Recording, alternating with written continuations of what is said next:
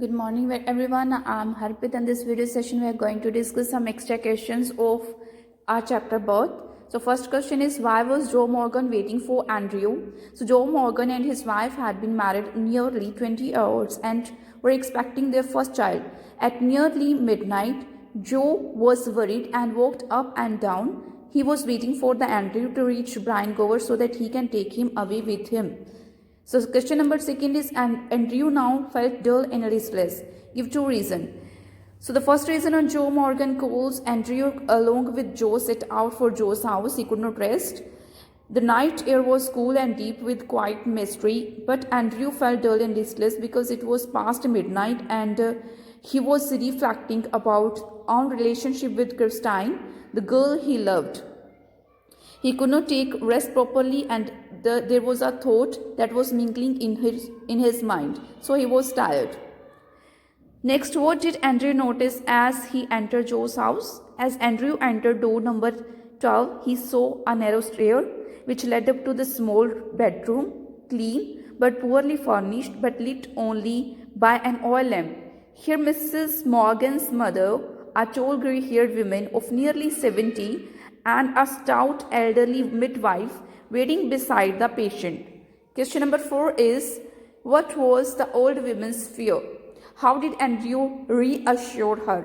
When the old woman returned from a cup of tea, Andrew smiled faintly. He noticed the old woman, her wisdom in experience, and realized that there had been a period of waiting. She was afraid he would leave the case, saying he would return later, but he assured her that he would not run away. That was the fear of that old woman. Next question is, what were the only sound that Andrew heard in the thick of the night?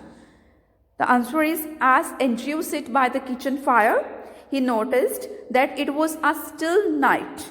The only sound that he could hear was the crackle of embers in the fireplace, the slow tick-tock of wall clock, and Morgan's footstep, because he was standing out. He was very nervous, and that's why he could not come inside, and that he was moving to and fro in the street outside. Next question is, what was waiting and Andrew's mind as he waited with the patient? Andrew's thoughts were heavy and muddled. The episode he had witnessed at Cardiff station still gripped him and made him gloomy. He thought of Bramwell, foolishly loyal to a woman who deceived him. He thought of Edward Page, tied to be chivalrous bloodwen, and of Danny. Next question is, why does writer say that the old woman's meditation had pursued a different course? While Andrew was thinking about the futility of marriage and the relationship, the old woman was thinking about her daughter. She was concerned about both the mother and the child.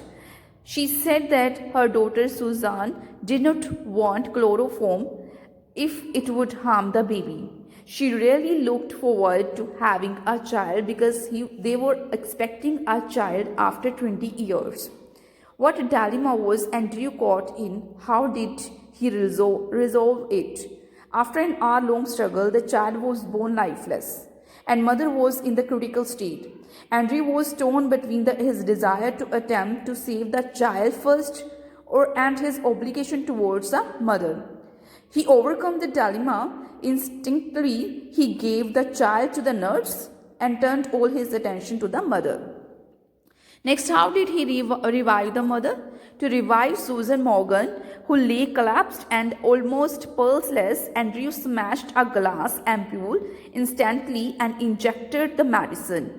Then he flung down hypodermic syringe and worked ceaselessly to revive almost lifeless women. After a few minutes of intense effort, her heart strengthened and she was safe. She was out of danger now after this effort of doctor.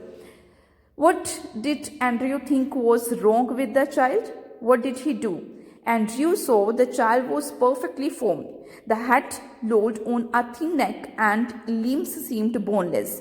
He knew that the whiteness meant asphyxia pallidum.